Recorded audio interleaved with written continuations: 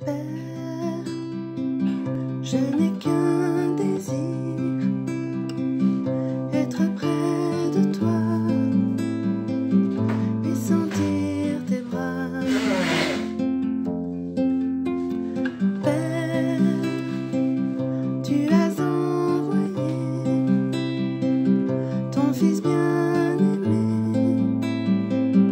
pour quiconque croit. Saint-Esprit qui donne vie, ranime en moi ce feu pour toi. Saint-Esprit, viens par ta pluie, rafraîchis-moi et envoie un souffle nouveau,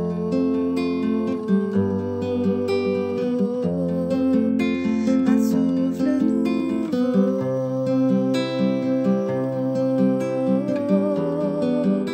un souffle nouveau,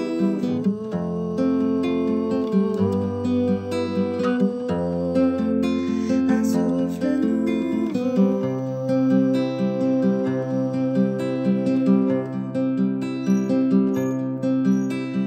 Père, je n'ai qu'un désir, rester près de toi, écouter ta voix. Oh Père, tu m'as tout donné, et c'est à tes pieds que je veux rester. Saint-Esprit qui donne vie, ranime en moi ce feu pour toi. Saint-Esprit,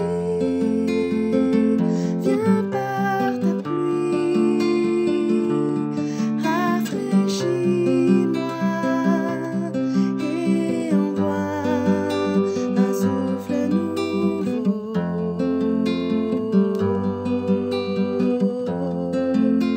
un souffle nouveau,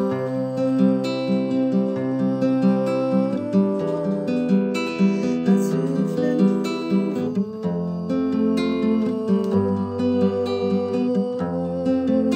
un souffle nouveau.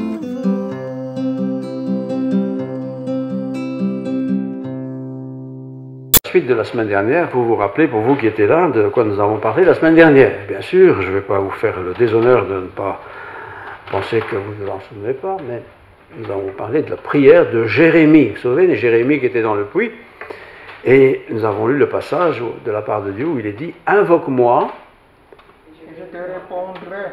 voilà, et je te répondrai. Invoque-moi, je te répondrai. » Alors j'ai voulu donner une suite à ce message de la semaine dernière, Jérémie 33, verset 3, c'était le texte clé. « Invoque-moi et je te répondrai. » Je ne sais pas si vous avez pris le temps cette semaine, depuis dimanche, d'invoquer l'Éternel. Pour qu'il nous réponde, parce qu'il veut répondre. Mais pour ça, il faut l'invoquer. Évidemment, je vous donne une petite suite à ce message de dimanche dernier. C'est que parfois, on n'a pas de réponse. Alors, on se dit, mais est-ce que j'ai bien invoqué ? Est-ce que j'ai parlé à la bonne personne ? Est-ce que j'ai raté quelque chose ? Est-ce qu'il y a quelque chose que j'ai fait que je n'aurais pas dû et qui a empêché d'avoir une réponse ? Invoque-moi et je te répondrai. Aujourd'hui, j'aimerais vous parler de quelque chose qui est impératif pour que Dieu réponde. Ce n'est pas absolu, mais c'est quand même bien dans la ligne. Pour que Dieu réponde, il faut que j'aie confiance. Vous allez demander quelque chose à quelqu'un, un ami, un collègue, un voisin, il ne répond pas à votre requête, vous dites quoi ? J'en étais sûr. Ça veut dire que vous n'avez pas eu confiance. Parce que vous étiez sûr qu'il ne répondrait pas. Eh bien, très souvent, nous prions Dieu, mais en fait, on n'a pas confiance. On a un peu confiance, mais pas vraiment. Et j'aimerais vous parler de ça aujourd'hui au travers de l'exemple d'un homme remarquable dont le nom est Ézéchias. Pourtant, notre confiance est requise dans bien des domaines. Par exemple, est-ce que moi j'ai confiance dans le nom de mon entreprise? Nous avons un frère qui est entrepreneur là-bas au bout. Est-ce qu'il a confiance dans le nom de son entreprise? C'est comment le nom encore? Non, voilà, ça c'est le nom de son entreprise. Bah, vous ne connaissez peut-être pas son entreprise, vous ne l'avez jamais invoqué, forcément vous ne le connaissez pas. Mais imaginons que vous le connaissiez, et vous dites, pas confiance. Ah, et pourquoi tu n'as pas confiance? Ah, il raconte toutes ces histoires. Est-ce que j'ai confiance en Dieu? Est-ce que j'ai plutôt confiance dans ce que je peux toucher? Oui. Nous allons voir un exemple tout à l'heure. Ce que je peux voir de mes yeux. Mais Dieu, je ne le vois pas. Je ne peux pas toucher Dieu. Pourtant, il lui dit, invoque-moi et je te répondrai. Alors, on a parfois confiance dans son nom d'entreprise, le nom d'une grande entreprise, ça marche, pas de problème, les patrons sont géniaux, enfin, tout est formidable. Et puis, parfois, ça se casse la figure. Ou alors, j'ai parfois aussi confiance dans le nom de mon église. Moi, je ne vais pas dans n'importe quelle église, mais je vais dans les églises, prenons la nôtre, évangéliques. Ah, ça, on peut avoir confiance. Bah, on ne peut pas avoir plus confiance dans une église évangélique que dans une église catholique. Hein. Ça dépend quelle confiance j'ai, et en quoi j'ai mis, ou en qui j'ai mis ma confiance. Est-ce que je viens ici parce que j'ai confiance dans cette église? Si c'est le cas, vous serez peut-être déçu un jour. Vous serez d'ailleurs probablement déçu. On a parfois, c'est pas vraiment dans l'église, mais c'est dans une personne. On a bien quelqu'un, voilà, il parle bien, je comprends ce qu'il raconte, il est sympathique, il est dynamique, j'ai confiance en lui, tout ira bien. Et vous êtes déçu un jour. Parce que la confiance que vous aviez à lui est tellement grande qu'elle s'est plantée parce qu'il a fait quelque chose, franchement, j'aurais jamais cru ça de lui. En qui est-ce que je fais confiance? On fait parfois confiance aussi dans les astres. Il y a des gens qui consultent le journal, ils achètent le journal rien pour savoir ce qui est écrit sur les astres, c'est-à-dire sur ma vie. Hein. Et on y croit comme du pain béni, quoi. Ah, les astres m'ont dit que je pouvais y aller, ben, j'y vais. Les astres ont dit tu devrais rester au lit, ben, je reste au lit. Il y a des gens qui fonctionnent comme ça, vous savez. Est-ce que c'est comme ça que j'ai confiance en Dieu? C'est sûr que si c'est comme ça que j'ai confiance, je serai un jour ou l'autre déçu. De toute façon. Je serai déçu de l'institution, je serai déçu de mon entreprise, je serai déçu de mon quartier, je serai déçu de ma maison, je serai déçu de ma voiture, je serai déçu des gens, je serai déçu. Pourtant, le Seigneur dit, invoque-moi et je te répondrai. D'abord, est-ce que j'ai confiance dans ce Seigneur qui veut me répondre? Si j'y crois pas trop, pourquoi me répondrait-il? Parce que je ne lui fais pas confiance. Nous-mêmes, quand on fait quelque chose pour quelqu'un, quand on promet quelque chose et que la personne dit « j'ai pas confiance », on est blessé quand même. Pourquoi est-ce qu'il n'a pas confiance en moi? Pourtant j'ai promis, je vais le faire, je vais l'accomplir. C'est vexant ça. Toutes les fois qu'on prie Dieu, on prie un peu, mais dans le fond on n'a pas confiance. Pourquoi Dieu me répondrait alors? Puisque je n'ai pas confiance en lui. La Bible nous raconte l'histoire, nous allons le voir ce matin, d'un homme franchement remarquable. Il n'y en a pas beaucoup, mais lui en est un vraiment qui est exceptionnel. Ce n'est pas Jésus, c'est un homme, fils de roi. Son père c'est un roi plutôt du style on y va. Lui il est plutôt calme, il s'appelle Ézéchias. Vous allez voir qu'Ézéchias est un homme qui vaut la peine d'étudier et de dire tiens, ces qualités-là qu'il a acquises, qu'il a partagées, qu'il a communiquées, qu'il a transmises, que nous connaissons, devraient peut-être un peu m'inspirer. Ézéchias, retenez déjà ce nom. Ézéchias avait un cher papa, il s'appelait Akaz. Pas du tout le même genre que son fils. Hein. Son fils d'ailleurs assez l'opposé de son père. Mais quand même, son père l'a bien éduqué. Il lui a bien instruit les arts de la guerre. Son père Akaz était roi, Ézéchias va devenir roi aussi. Akaz a bien régné, il a bien structuré, il a bien pris soin des intérêts du peuple. Il était d'ailleurs aussi croyant, il croyait en Dieu, il mettait bien Dieu à sa bonne place. Donc on voit que Ézéchias a eu le bonheur, lui, d'avoir un bon papa, sans doute une bonne maman, qui l'ont bien inspiré, qui l'ont bien conduit, qui l'ont bien instruit. Et puis voilà qu'Akaz a un peu d'ancienneté, on ne sait pas quel âge il a exactement, mais il veut léguer sa royauté à son fils. C'est comme ça que ça se faisait. Et son fils a 25 ans, Ézéchias a 25 ans, il dit voilà, je veux que tu prennes la place de roi. Entre parenthèses, il est peut-être bon de temps en temps de s'arrêter, comme dit ma femme, et de donner la place à quelqu'un, parce que quand tu vieillis, tu radotes. Elle n'est pas là. Ouf! Je regardais, je dis, si elle est là, qu'est-ce qu'elle va encore me dire? Moi, ne lui dites pas. Hein. À un moment donné, il faut arrêter et laisser sa place. En tout cas, c'est ce que son père va faire. Et je vous lis maintenant l'extrait. Nous sommes en 728 avant Jésus-Christ, donc ça fait déjà bien vieux. Hein.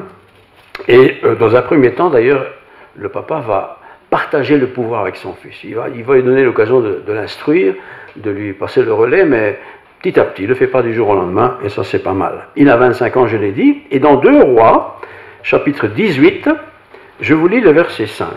2 Rois 18, verset 5. C'est une histoire que vous pouvez presque prendre, à part la fonction de roi, je ne vais pas dire à la lettre, mais dans l'esprit en tout cas sûrement. 2 Rois 18, verset 5. Lisons même le verset 4. Donc c'est Ézéchias, il est mis en place, son papa était roi, était un bon roi, mais il y a des choses qu'il n'a pas faites évidemment. Donc Ézéchias fit disparaître les hauts lieux, brisa les statues, abattit les idoles, et mit en pièces le serpent d'airain que Moïse avait fait, car les enfants d'Israël avaient jusqu'alors brûlé du parfum devant lui, on l'appelait Nehushtan. Il mit sa confiance, donc Ézéchias, il mit sa confiance en l'Éternel, rappelez-vous la semaine dernière, invoquez-moi, je répondrai, il mit sa confiance en l'Éternel, le Dieu d'Israël. Et parmi tous les rois de Juda qui vinrent après lui ou qui le précédèrent, il n'y en eut aucun de semblable à lui. Donc il est roi de Juda, je n'ai pas dit, mais je le dis maintenant, il y a 12 tribus, les 2 tribus du sud sont les tribus de Juda, le pays est plus petit, mais c'est un pays quand même, et il va devenir roi de cette région de Juda. Voilà. Et il va faire toute une série de choses que son papa n'avait pas faites. Pourtant, de son père, il était un bon roi. Mais il y a des choses qu'il n'a pas faites, notamment le démontage, la démolition, les brûlages de toutes ces idoles qui étaient là depuis des années. Mais Ézéchias a ça à cœur, sans doute parce que son père lui en a parlé, transmis le message, et il décide de faire enlever toutes ces idoles, qui étaient d'ailleurs pour beaucoup utilisées comme fétiches, comme objets pouvant être priés, adorés, on emportait des offrandes, et bien sûr Dieu n'a jamais, au grand jamais, voulu ça. Hein. Dieu ne veut pas qu'on ait d'ailleurs des idoles, des objets, des reliques, dans notre église il n'y en a pas, il n'y en a pas parce qu'on n'a pas à en avoir, tout simplement. Il n'y a rien qui doit nous rappeler des personnes qui pourraient éventuellement faire quelque chose pour nous. Le seul qui peut faire quelque chose pour nous, vous le savez, c'est Dieu et Dieu seul. Alors, je l'ai dit, cet homme est fils d'un roi, donc il a quand même appris les bonnes manières, sans doute, il a appris les arts de la royauté, il a assisté à des réunions, tout ça, il a appris tout ça. Il a 25 ans. C'est jeune, 25 ans. 25 ans, c'est pas mal. On a quand même acquis une certaine expérience, on a une grande formation. Il était dans une bonne formation, et le voilà maintenant roi. 18.5, il mit sa confiance, et ça c'est une caractéristique intéressante à retenir pour nous, hein, pour notre vie, quelle qu'elle soit.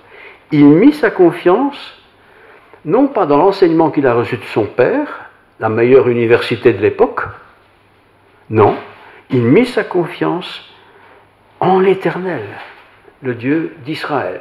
Il est en Juda, Israël c'est aussi le pays dans son ensemble, quoiqu'il y avait 10 tribus du nord qu'on appelait Israël. Et parmi tous les rois de Juda, qui vinrent après lui, il y en a eu beaucoup, hein, ou qui le précédèrent, il y en a eu beaucoup aussi, il n'y en eut point de semblable à lui. Donc c'est vraiment un personnage fameux que cet Ézéchias, c'est pour ça que je me permets de le présenter sur le thème que nous avons commencé la semaine dernière. Il fut attaché à l'Éternel. Ce n'est pas une espèce de vague connaissance, il est attaché. Quand on est attaché à quelqu'un, ça veut dire qu'on y tient, quoi. Il est attaché à l'Éternel. Il ne se détourna point de Dieu. Il n'a pas été voir d'autres dieux. Très important. Il ne se détourna point de lui, et il observa les commandements que l'Éternel avait prescrits à Moïse. Les 10 commandements sûrement, mais aussi toutes sortes de lois que Moïse avait prescrites. Voilà un personnage fameux, une des exceptions dans l'histoire de la royauté d'Israël ou de Juda ou des hommes en général, à part quelques prophètes bien sûr. Il s'est appliqué, il s'est attaché à l'Éternel. À quoi suis-je vraiment, vraiment attaché? Vous voyez? On peut être attaché à sa femme, qui est formidable, à son mari, ou aux enfants, aux parents, à l'entreprise, à la formation, enfin tout ça, pas de problème, aucun problème. Mais être attaché au Créateur lui-même, ça c'est quelque chose. Il aurait pu dire, mon père a été un formidable roi, je vais être attaché à tout ce qu'il m'a enseigné, tout ce qu'il m'a dit, je vais faire comme lui, quoi. Non, il n'a jamais dit ça. Il est attaché à l'Éternel. Son père aussi était un croyant. Pas comme lui, mais il avait eu un héritage différent aussi. Mais il a été attaché à Dieu aussi, mais pas de la même manière, pas de la même force, de la même puissance que ne l'a été cet homme Ézéchias. 25 ans. Beaucoup ont plus que 25 ans ici, d'autres un peu moins. Mais quand même, vous êtes adulte. Depuis quand sommes-nous attachés à Dieu? Ce n'est pas une confiance dans une religion, ce n'est pas une confiance dans un type d'église, ce n'est pas une confiance dans des personnes, sinon vous serez déçus. Mais être attaché à Dieu. Pas le Dieu des protestants ou des catholiques. Ça n'existe pas. Il y a le Dieu de la Bible qui a envoyé son Fils unique. Est-ce que je suis attaché à ce Dieu-là? Et si je dis oui, alors je peux certainement entendre ce que nous avons dit la semaine dernière. Invoque-moi et je te répondrai. Si Dieu n'est jamais qu'un Dieu parmi d'autres dieux, même si on ne les appelle pas Dieu, pourquoi dans le fond Dieu me comblerait-il de faveurs alors que je partage mes requêtes auprès d'autres gens, voyez, ou d'autres dieux? 25 ans. Je vous lis maintenant, chapitre 18, les versets 7 à 8. L'Éternel, donc il a nettoyé tout son pays et tout ça, et l'Éternel, c'est la contrepartie, fut avec Ézéchias, qui réussit dans toutes ses entreprises, et pas qu'une entreprise, hein. Tout ce qu'il a entrepris a réussi parce que c'est Dieu qui l'a béni. Il se révolta contre le roi d'Assyrie, donc ça c'est Ézéchias, je vous explique un instant, et ne lui fit plus assujetti. Il battit les Philistins jusqu'à Gaza et ravagea leur territoire depuis les tours des gardes jusqu'aux villes fortes. Il est jeune, 25 ans. Il a bien sûr été à la cour de son père et il connaît un peu le système de la royauté, mais ce que son père n'a pas fait, alors qu'il n'est pas critiqué par Dieu, mais il n'a pas fait, c'est qu'il n'a pas réussi dans tout ce qu'il a entrepris. Et il n'a pas réussi dans tout ce qu'il a entrepris parce qu'il est resté un peu attaché ou craintif par rapport au roi d'Assyrie. L'Assyrie était un immense royaume qui avait envahi des tas de petits pays, et notamment Israël et une partie de Juda. Son père a déjà fait le ménage, il a pas mal réussi, mais lui, Ézéchias, ne veut aucun contrat avec eux. Pas une seule alliance, pas un seul compromis. Je te donne ci, tu prends ça. Rien. Vous êtes des païens, vous n'écoutez pas notre Dieu, vous avez vos dieux, c'est ce qu'il dit en gros, hein. Moi je ne peux pas faire alliance avec vous. Est-ce que nous avons vraiment confiance en Dieu? 100%. Ou bien est-ce que nous avons confiance en Dieu, un certain pourcentage, mais aussi dans toute une autre série de choses? Ézéchias avait 100% confiance en Dieu. Et la preuve, c'est qu'il n'a fait aucun compromis avec cette puissante armée assyrienne. Cette armée assyrienne, puissante comme elle était, en un tour de main, elle aurait pu envahir Juda et les écraser, hein, c'était facile. Bien sûr, ils oublient que Dieu existe. Mais il n'a pas fait confiance à leurs paroles, à leurs compromis, à leurs contrats, à leurs promesses. Rien. Comme nous sommes invités à ne pas faire confiance en des gens qui n'ont pas la foi en Dieu. Je te garantis, je te jure que c'est comme ça. C'est bon, tu peux faire confiance. Mais s'il se rétorque, s'il se rétracte dans 10 ans ou dans 1 an, il s'en fout. Il a fait une alliance qui n'a pas de valeur. puisqu'il ne s'est pas allié avec Dieu, il s'est allié avec des idoles qui ne parlent pas. Et moi, je fais confiance à des gens qui font alliance avec des dieux qui n'existent pas. Voyez, Ézéchias, ce n'était pas comme ça. Pas une seule fois, il a fait quoi que ce soit comme alliance avec cet immense empire. Et je dis bien immense parce que c'était une forte armée qui aurait pu l'envahir, l'écraser. Faire attention, frères et sœurs, avec qui nous faisons alliance. Parce que parfois, on fait des alliances qui ne nous permettent plus d'être soumis à 100% à Dieu. Parce que j'ai fait alliance. Invoque-moi, je te répondrai. Fais-moi confiance. Fais alliance avec moi. Alliance, c'est mariage, et je te bénirai. Ézéchias est de cette trempe-là. Donc, je vous ai dit, je relis encore le verset 5, 18:5. Il mit sa confiance en l'Éternel, le Dieu d'Israël, et parmi tous les rois de Juda qui vinrent après lui, ou qui le précédèrent, il n'y en eut point de semblable à lui. Ça, c'est une référence. Il n'avait pas le matériel électronique que nous avons. Il n'y avait pas les moyens de communication que nous avons. Il y avait sûrement autour de son pays des gens qui étaient des traîtres, des espions, il y avait tout ça. Mais dans tous les rois qui précédaient, qui sont venus avec lui, personne n'était comme lui. 25 ans. Il a poursuivi dans la voie enseignée par son père. Ça, c'est un bel exemple. Nous avons beaucoup d'exemples dans la vie. Des tas de gens qui adorent tel chanteur, tel acteur, tel ceci, tel cela. Sûrement des bons acteurs, sûrement des bons chanteurs. Mais leur vie personnelle, celle qui est un peu cachée. Est-ce que je suis fier d'aimer quelqu'un qui a une telle vie? Voyez? Ézéchias était un homme de confiance. Il n'est sûrement pas parfait, mais il était droit. Et il marchait dans les voies de son père, qui a encore beaucoup de chemin à faire. Mais il marche dans cette voie. Voilà. Ce qu'on enseigne aux enfants, soyez-en sûrs, ils ne l'oublieront pas. Même si parfois il y a des enfants qui rejettent tout. Et qui s'attachent à des choses qui n'ont pas de valeur. En tout cas, Ézéchias, lui, a fait confiance à son père, dans l'enseignement qu'il a reçu, mais surtout il a fait confiance en l'Éternel. Et je relis encore une fois, parce que c'est tellement rare, il fut attaché à l'Éternel. Attaché, j'aime bien cette image, c'est comme si j'avais une corde, une ceinture liée à l'Éternel. Il est attaché à l'Éternel. Ce n'est pas simplement un Dieu comme ça, il est attaché à l'Éternel. Et il ne se détourna point de lui, il observa ses paroles. Se détourner, c'est prendre un autre chemin. Quel exemple ce roi! Et quel exemple a été ce roi pour le peuple qui l'a vu, qui l'a entendu, qui l'écoutait, qui le consultait sûrement. Voyez? Est-ce que nous sommes de cette trempe-là? Héritage royal qu'il a reçu. Et conséquent de tout ça, c'est qu'il va vivre une période de paix. Donc son père avait déjà bien travaillé, quoique son père, dans le voir, était quand même pas comme lui, lorsqu'il a été occupé à dégager tout ce qui était des dieux.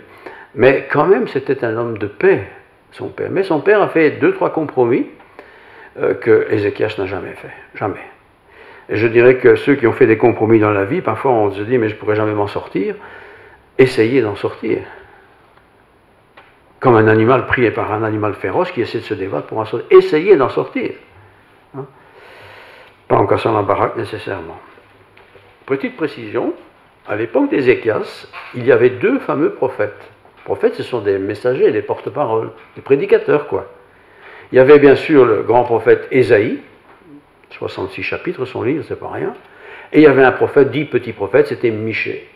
2 hommes qui étaient des prophètes de Dieu, des porte-paroles de Dieu, des messagers de Dieu, qui n'avaient pas froid aux yeux et qui ne se gênaient pas de proclamer ce message. Ça aide quand on est dans le civil, donc il est roi, il est dans le civil quand on veut diriger une entreprise. Il faut, je pense aussi, toujours être imprégné de la parole de Dieu. En l'occurrence, c'était des prophètes, là. Aujourd'hui, nous avons la Bible. Est-ce que la Bible m'inspire, m'aide, m'éclaire? Vous voyez? Est-ce que je puise dans la parole des pensées qui peuvent m'aider dans ce que je fais ou ce que je projette de faire? Vous voyez? Très important. Dans le mariage, c'est important. Dans la vie sociale, c'est important. Dans la vie communautaire, c'est important. En tout cas, Ézéchias était bien conseillé par ces deux prophètes, Ésaïe et Michée. On peut dire sans se tromper que Ésaïe était de la même trempe que Job. Vous vous rappelez Job, hein? Un homme qui était extrêmement riche, qui a tout perdu en moins de temps qu'il faut pour le dire.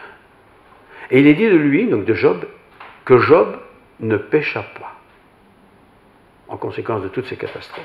Il ne pécha pas contre Dieu. Il s'est posé 1000 questions, pourquoi, comment, machin, oui, mais il ne pécha pas. Ézéchias non plus n'a pas péché. Pourtant, avec les rois assyriens, il n'y a pas dû avoir facile. Et nous allons le voir tout de suite, il n'a pas eu facile non plus quand il a décidé de faire enlever toutes sortes d'idoles qui étaient vénérées par des gens de son peuple. Il y a sûrement dû y avoir des gens qui n'étaient pas très heureux. Je vais expliquer ça dans un instant. Même exemple, même trempe que Job, et au chapitre 56 du psaume 56, petit passage très court. Voilà, psaume 56, verset 4. Quand je suis dans la crainte, nous l'avons lu tout à l'heure, que fait David? En toi je me confie. Ézéchias a eu des problèmes politiques, économiques sûrement, des problèmes avec son peuple, mais sa solution, comme David, c'était de se confier en Dieu.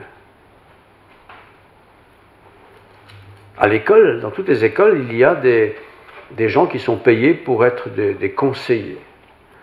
Je ne sais plus très bien comment on les appelle, ces gens-là, mais ce sont des services sociaux.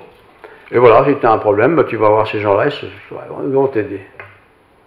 Mais ces gens-là sont des gens qui sont neutres, qui ne prennent jamais position. Ils ne peuvent pas d'ailleurs. Ils ne peuvent pas être pour, ils ne peuvent pas être contre. Ils doivent simplement dire, ça c'est comme ça c'est comme ça. Mais tu choisis, et choisis bien. Mais ils ne peuvent pas donner leur avis, et moi je choisis ceci. Ils ne peuvent pas.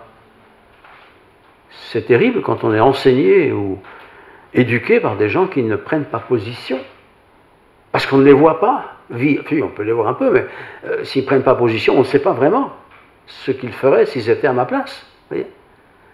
Ézéchias, lui, ne se gênait pas. Verset 18, verset 20 du psaume, il est dit que j'ai confiance en toi. De la même manière que Samson avait confiance en toi. Samson, vous connaissez, hein, costaud là. Hein. Bon, il a un peu fait des bêtises avec une femme qu'il n'aurait pas dû épouser, parce qu'il a pris un chemin un peu tortueux, mais quand même il était fort, Samson, aussi longtemps qu'il a écouté l'Éternel.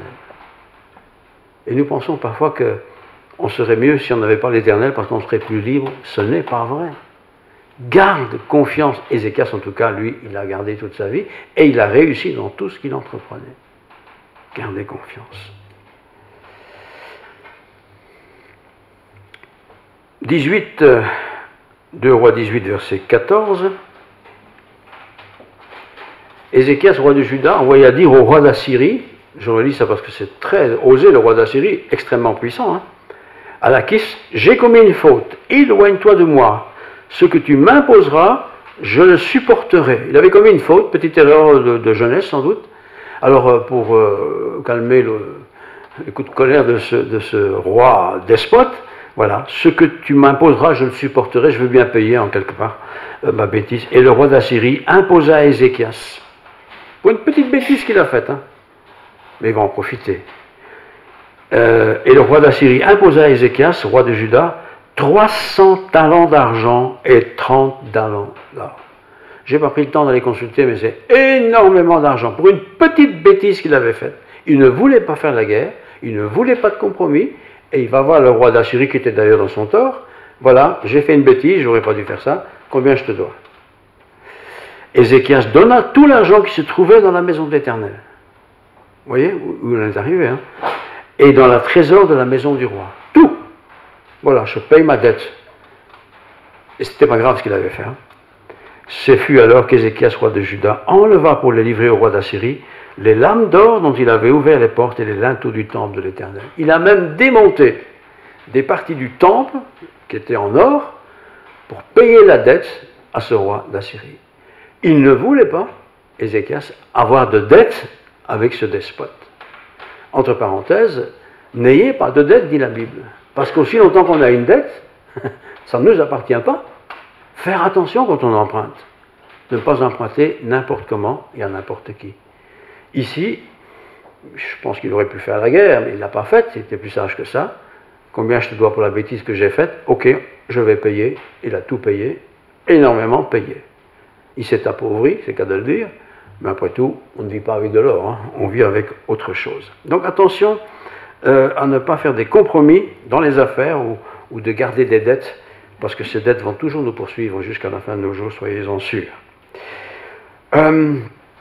Costaud à la force de Samson, mais pas bête comme Samson, bien sûr que non, heureusement. Et puis, surtout, je voudrais dire que Ézéchias avait confiance en l'Éternel. Alors je pose la question, et nous? Mais je la pose vraiment. Hein. Est-ce que moi j'ai vraiment confiance 100% en l'Éternel? Parce que je reviens à mon sermon de dimanche, invoque-moi et je te répondrai. Certains disent, mais moi j'ai invoqué, j'ai prié, ça fait longtemps, ça fait beaucoup de fois, et je vois rien. Mais est-ce que tu fais confiance en Dieu? Personnellement, quand on ne me fait pas confiance, ça m'agace un peu. Parce que dans ma nature, je le dis franchement, si je te dis je viens demain à 8h chez toi, je serai là demain matin à 8h. C'est dans ma nature, ça. Mais quand on pense que moi je ne serai pas là parce que c'est trop vite, c'est trop tôt, 8h, ça m'agace parce qu'il ne fait pas confiance. Quoi. Pourquoi il ne me fait pas confiance? Dieu n'est pas comme moi, je ne suis pas comme Dieu, loin s'en faut. Mais faire confiance en Dieu, c'est une des clés de la réussite de Ézéchias. Et on va passer un peu dans le Nouveau Testament pour voir que c'est du même calibre, hein, avec la vie de Paul par rapport à Timothée. Timothée, c'est un jeune qui s'est mis au service de Dieu, qui a été engagé par Paul. Paul a participé à sa formation. Et puis, dans 1 Timothée, chapitre 4, verset 10, il est dit ceci. Nous travaillons, nous, Paul, Timothée et d'autres, nous travaillons en effet, et nous combattons, nous combattons, parce que nous mettons notre espérance dans le Dieu vivant. C'est pas je mets mon espérance et j'attends que ça vienne.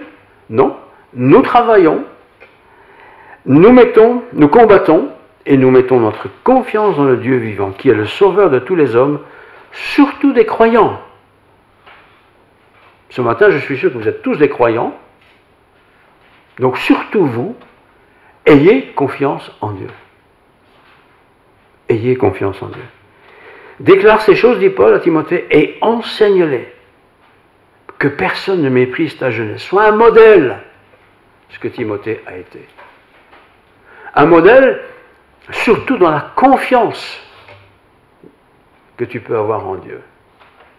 C'est pas facile, parce que Paul, quand on voit sa vie, quand même, il a été en prison, il a été frappé, cogné, presque mort des fois, pas très folichon, mais il a gardé confiance en l'Éternel. C'est ça que Paul dit à Timothée, garde confiance. Le Seigneur entend ta prière, il la connaît, et il veut y répondre. Ézéchias a gardé confiance. Dans 2 Timothée 4,10, comme ça on reste dans le même personnage, il est dit ceci. Démas m'a abandonné, dit Paul. Ah, il y a de temps en temps qui abandonne. Hein? Pourquoi? Par amour pour le siècle présent. Ah oui, il y a des gens de la foi qui abandonnent la foi, le chemin de Dieu, pour les choses de ce monde. Et il est parti pour Thessalonique. Parfois dans l'équipe, dans l'église, il y a des gens qui abandonnent. Oui, ça existe, bien sûr que ça existe. Mais ça ne doit pas m'encourager, moi, pour abandonner aussi. Je veux suivre des modèles qui restent fidèles au Seigneur. 2 Timothée 1, 6 à 8. C'est pourquoi je t'exhorte à ranimer la flamme du don que tu as reçu par l'imposition des mains. Je t'exhorte à ranimer. Parfois, avec le temps, notre zèle pour le Seigneur, notre confiance dans le Seigneur s'éteint un peu, ou se dilue un peu. Ranime cette fois, un peu quand le feu s'éteint, on secoue un peu, on ranime le feu. Hein? Car ce n'est pas un esprit de timidité. Écoutez bien, c'est pour nous tous. Hein. Ce n'est pas un esprit de timidité que Dieu nous a donné. Au contraire, c'est un esprit rempli de force, d'amour et de sagesse. La force, l'amour et la sagesse. Voilà ce que Dieu m'a donné. Je fais un petit flashback encore avec Ézéchias.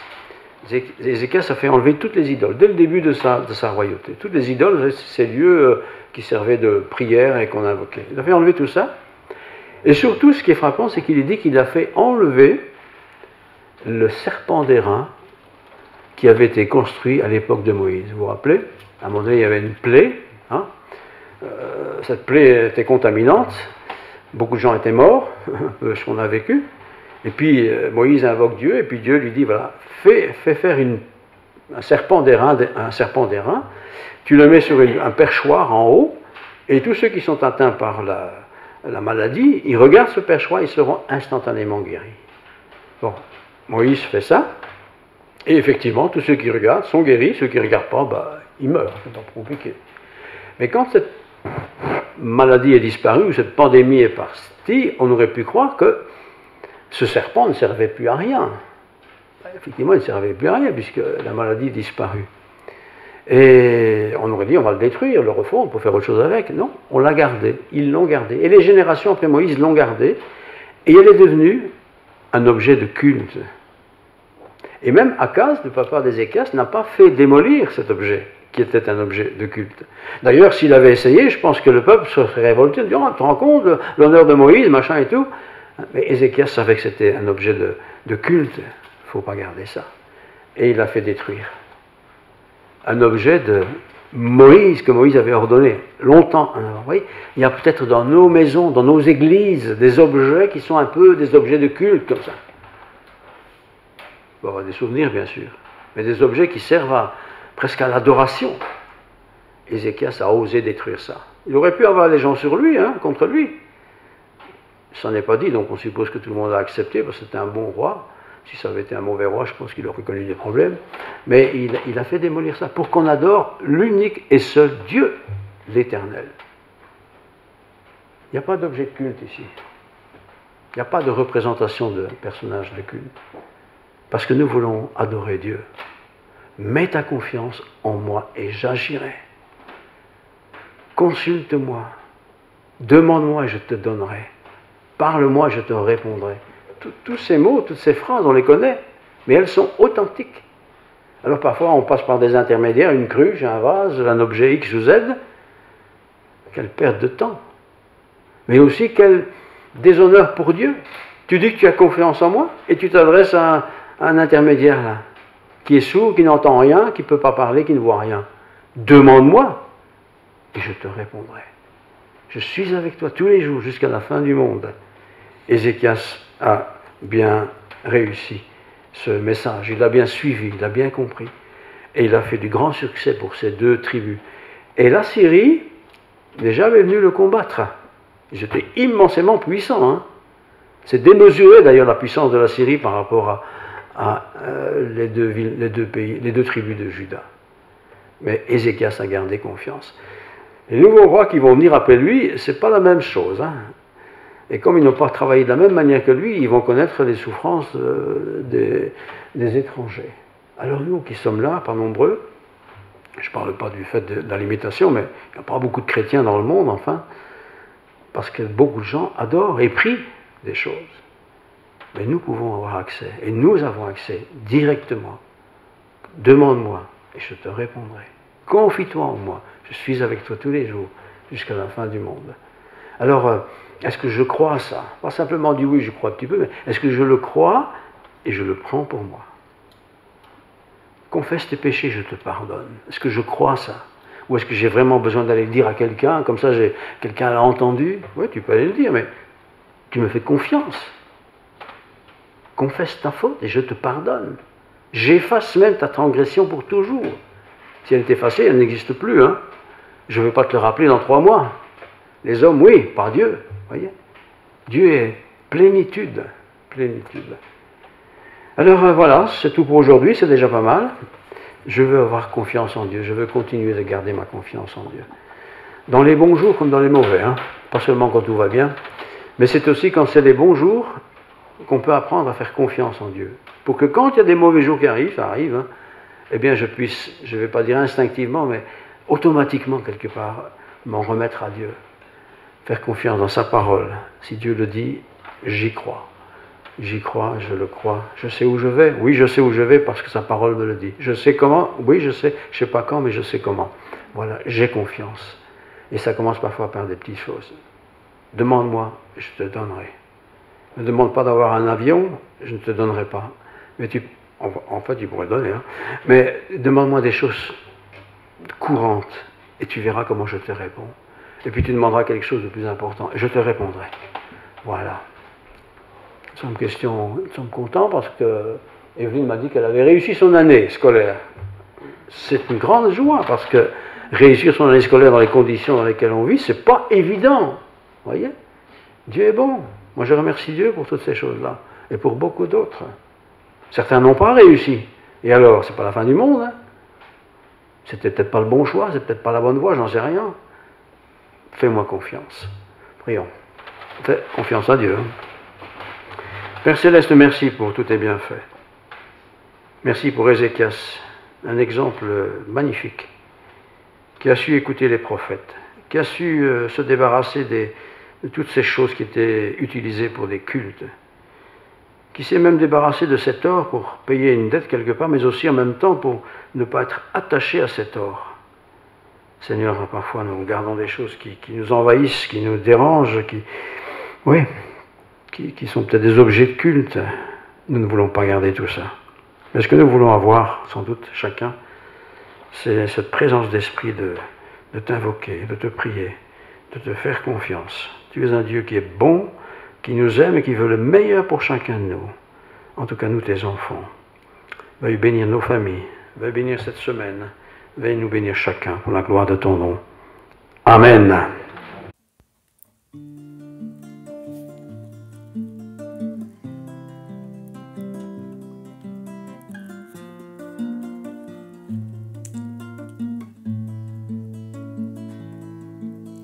Mon âme cherche ta présence, elle soupire après tes parvis.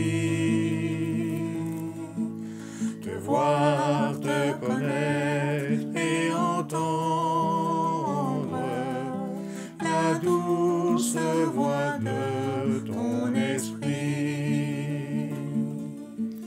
Soudain plongé dans ta lumière immense,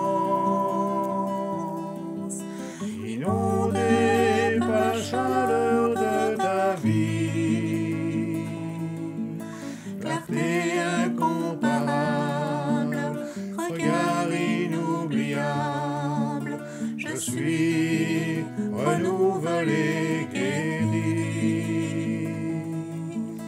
La paix a envahi mon âme, prosterné je reçois ta vie. Soudain plongé dans ta lumière immense, inondé par la chaleur de ta vie, la paix incomparable, regard inoubliable, je suis renouvelé, guéri.